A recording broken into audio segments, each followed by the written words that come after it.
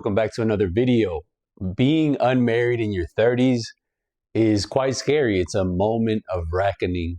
It's a moment of silence. It is a time to reflect because there's a lot of changes going on.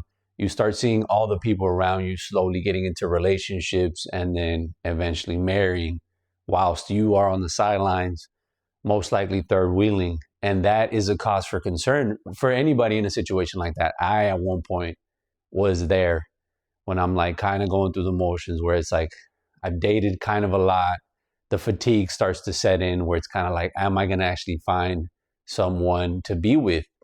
These short-term trysts and these first dates, these constant first dates, this going through the whole thing of having to meet someone new and putting your best foot forward and things of that nature can, after a while, get exhausting, lead to fatigue.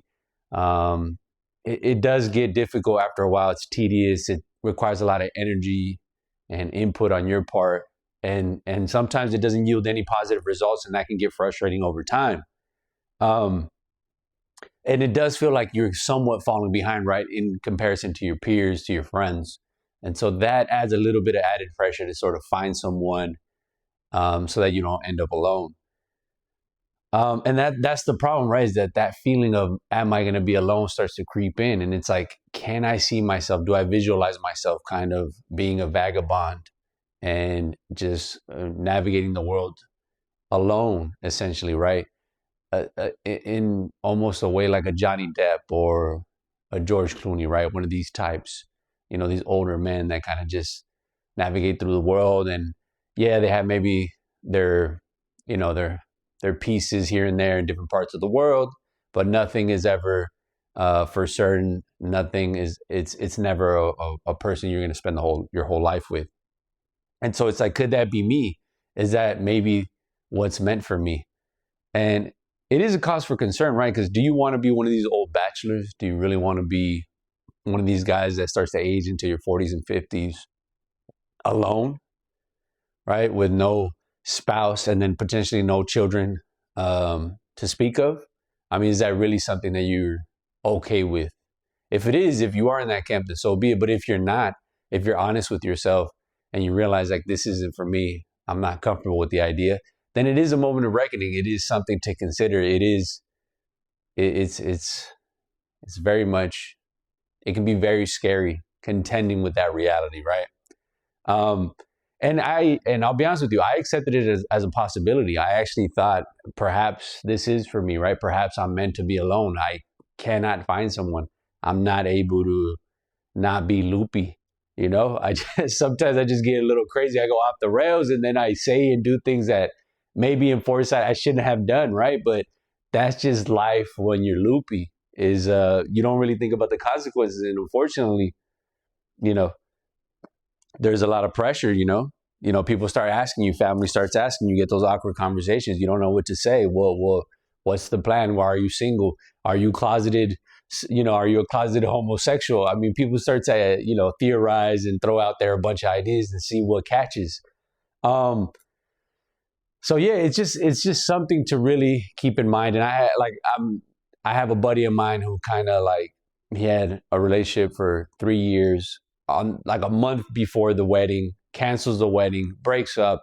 And so I understand the reality is most people would probably want to stay in a situation where even if it's not the best, it's not the optimal, the fear of not finding someone will keep them tied to someone that they don't necessarily want to be with, because the prospects of finding someone in an environment that's very unsexy, that's not romantic at all, that is not for lovers, is very scary.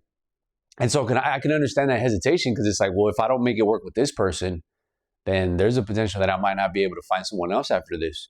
And that is scary. It is something to take serious. But I think if you're an unmarried man in your 30s, I think rest assured, if you're doing the right things, if you've taken your life serious, if you make a certain amount of income, or at least on track to making some growth in that department, right?